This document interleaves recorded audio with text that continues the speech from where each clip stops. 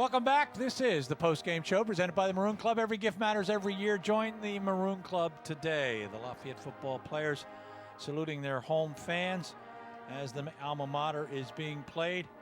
And, you know, our headline coming in today, Mike and myself, was must win. And it turns out to be a loss. And that does not bode well for the Lafayette Leopards. Frank Tavani is with John Leone. Yeah, thanks, Gary. Coach, you know, we talked about the ability of Blake Searfoss. Came in, admirable job. You lose your quarterback on offense, it's got to be disruptive. But you know what? Under the radar, you lose your quarterback on defense, Brandon Bryant. It was kind of a tough game physically. Well, those things happen, John. You know, it's one of those things. We're a young man playing hard, but we're just not playing good enough to, and we're not finishing. Those are 4 games now that are winnable in the fourth quarter. And then we start to break down, and I gotta get to the bottom of that. Even there at the end, not being able to protect and not battling. That's, to me, that's giving up mentally, and again the frustration sets in. So you got one of 2 choices: you either just stay laying on the ground, or you get back up to fight another day. And that's what I'll be doing. So hopefully everybody else will be behind me. Well, I know these kids will too, Coach. And when you break it down, again, it's kind of becoming a little bit of the same story. You can take 2 or 3 minutes of every game. You were in a position leading going into the fourth quarter, and then that stretch, you had the fumble, which I don't know. I'm going to ask Blake about it. It looked like he was down, but things were going. His knee is completely down, and then the ball rolls out as he's on the ground. But it is what it is. Yeah. They're not getting it back. You don't have replay. The one that concerns me is it'll be reviewed, even though it wasn't called, the hit on Drew. That's leading with the top of the helmet. The ref's explanation was that he wasn't defenseless. That's not the rule. So whatever, I'm just worried about him now. He seems okay, but then probably be Tuesday till we know about Brandon, but that did not look very good. It did not, Coach, and I know that referees like to err on the side of, I'm sorry, that was a Freudian mistake. The game wants to err on the side of safety, but in that situation, you would think the ref would have done the same thing. Listen, as you say, it is what it is. We have to play better. You didn't win or lose a game on those refs calls. You know that. The refs never decide a game. We do. We had plenty of opportunities, and we played well in spots, and we didn't play so well in other spots. So bottom line is, sitting here 1-4 and probably pretty frustrated, but these young men will respond, and we'll get back up, and we'll get ready for the next game. You've done it before, Coach. Good luck up at Fordham. Thank you. Let's turn our attention now to the Coca-Cola player of the game. And Blake, before I say, I was standing on the sideline. Again, it's one of those things, but the play that probably salted it away was the fumble. Did you feel like, I thought it was your elbow. People in the booth thought your knee was down. Did you feel like it was a late? I definitely thought I was down, but there's not much you can do. The call's made. We can't review it, so you just gotta, take it and move on. Like, obviously, it's not what we wanted. I think I was down on the view board. It looked like I was down, but it's one of those what are you gonna do things. You just gotta move on. Well, Blake, the other intriguing fact to me, everyone talks about the backup quarterback, and backup quarterbacks have to prepare as if they're the starter. You don't know how much of that is hype or just fan speak. Talk about that element. You going in, we not missing a beat. And also your relationship with Drew. Yeah, I've been in this position since my freshman year. I'm used to it now. I got to prepare day in and day out like I am the starter, and I get the reps during the week. So, I understand the game plan. I'm always ready to go. And, obviously not being on the field and feeling like one of the leaders of the team, it's unfortunate, but what are you going to do? You got to prepare, and for instances like this, when you get your opportunity, you got to shine. And, and me and Drew, we help each other out.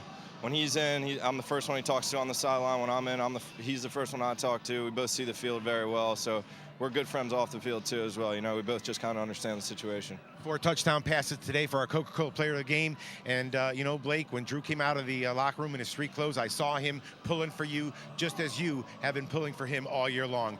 Hang with it. Good luck at Fordham next week. Thanks a lot. I appreciate it.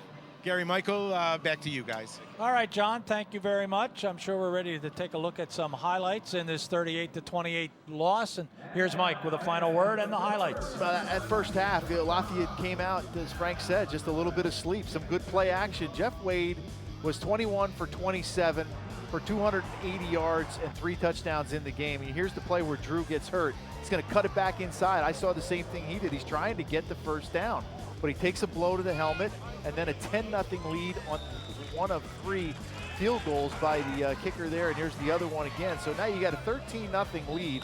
Lafayette has to find a way, and they found a way going through Matt Mrazek. 7 catches for 71 yards.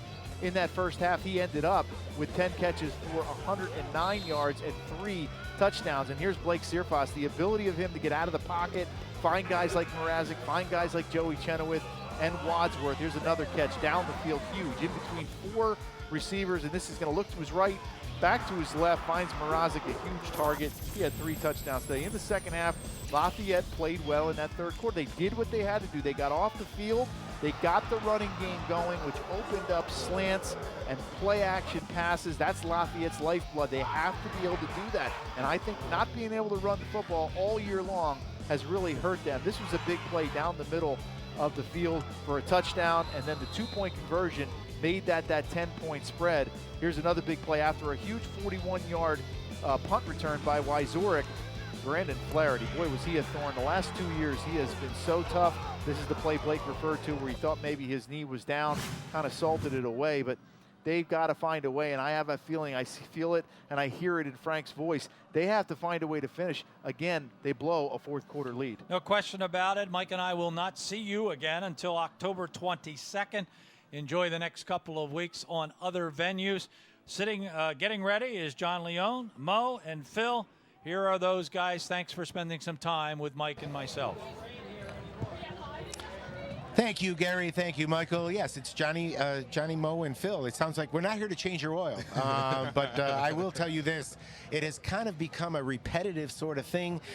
For large parts of the game, Lafayette shows brilliance defensively in the first half, keeping them in the game, and then offensively driving the field, but key moments.